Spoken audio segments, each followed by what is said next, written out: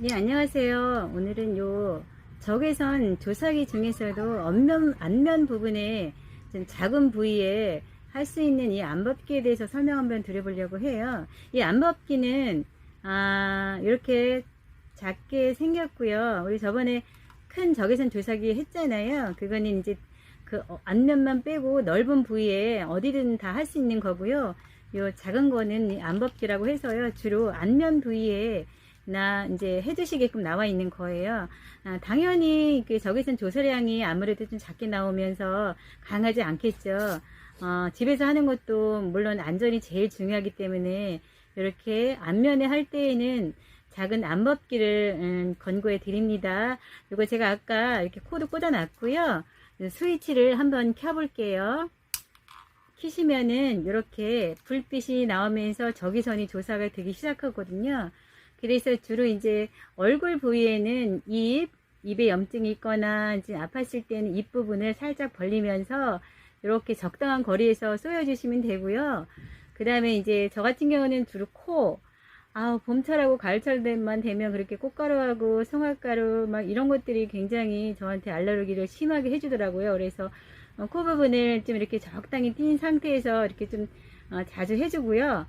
그 다음에 이제 그 귀 부분 있잖아요. 귀 부분은 제가 어릴 때, 제가 이래봬도 좀 나이가 좀 있습니다. 어릴 때 내과에서 이렇게 같이 동네 친구들이나 이제 뭐 같이 하면서 이제 물이 들어갔었나 봐요. 그래서 심하게 중이염을 앓았거든요. 그래서 지금도 아직 그게 완전하게 싹 낫지를 않아서 이렇게 가끔가다 귀에다 이렇게 시간 날 때마다 꼭 이렇게 적당한 거리에서 떼었다, 뜨거우면 다시 좀 이렇게 멀리 했다, 다시 가짝 붙였다, 이렇게 하면서 좀 대서 해주면은, 확실히 좀 이게 통증 같은 게 좀 없어지는 것 같아요.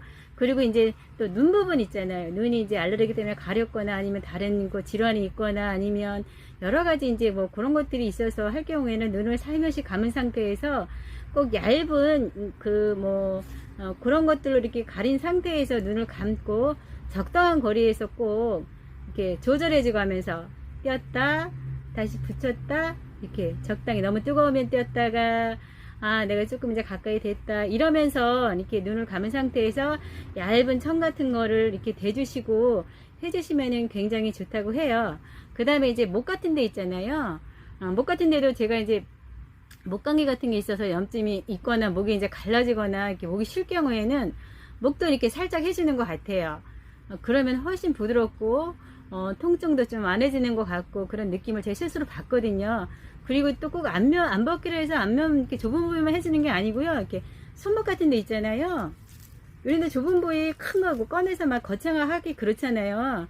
그래서 손목 같은 데도 이렇게 저는 이제 주로 뭐 빨래와 세탁기가 하지만 이제 행주 짜거나 이제 걸레 짤 때 이렇게 내가 무리하는구나 이렇게 하면 안 되지 하면서도 습관적으로 자꾸 짜게 되더라고요. 그래서 이렇게 좁은 부위 또 이렇게 팔꿈치 같은 데 좀 이렇게 여자들을 이렇게 사실 이렇게 눌러보면은 은근히 좀 아픈 부분이 있어요. 그럴 때 이렇게 해주고요.